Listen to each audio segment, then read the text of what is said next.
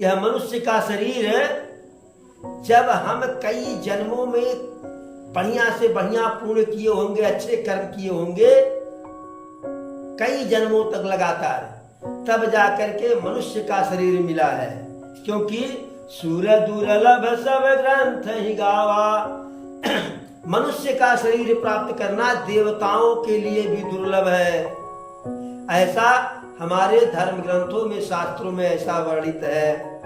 और यदि मनुष्य का शरीर मिल गया है तो साधन धाम मोक्ष कर द्वारा मनुष्य का शरीर मोक्ष प्राप्त करने का सबसे बढ़िया साधन है। यह मनुष्य का शरीर आपके लिए मोक्ष का दरवाजा खोल देती है, ऐसा साधन है। और पाई न जय परलोक समारा, और इस पर भी जो इस मनुष्य की शरीर को पाकर के अपना परलोक नहीं बना लिए, यह लोक तो जो है जैसा जैसे तैसे है, यह यहां से अधिक चिंता वहां की।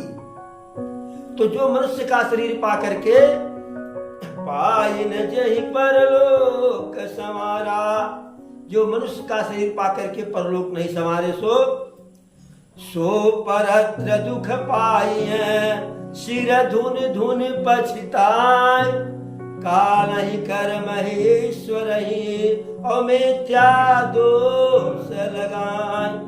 यानी जो मनुष्य का शरीर प्राप्त करके भी मोक्ष को नहीं पाया, अपना परलोक नहीं संवार लिया, पिया घर जाने के लिए बढ़िया से इंतजाम नहीं कर लिया,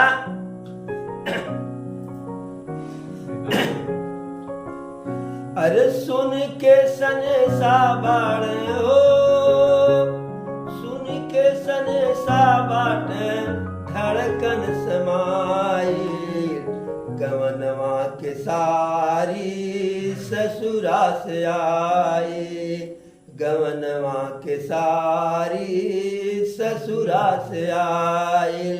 तो हम समय रहते यदि पिया के पास जाने की तैयारी नहीं कर लेते हैं तो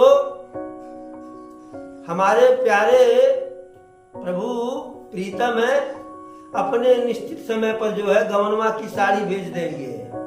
और जब हम तैयार नहीं रहते हैं, जैसे मान लीजिए बिटिया की विदाई करनी है, दिन मुकाम पड़ गया है और हम कोई तैयारी नहीं किए तो बारात तो उस दिन आ ही जाएगी।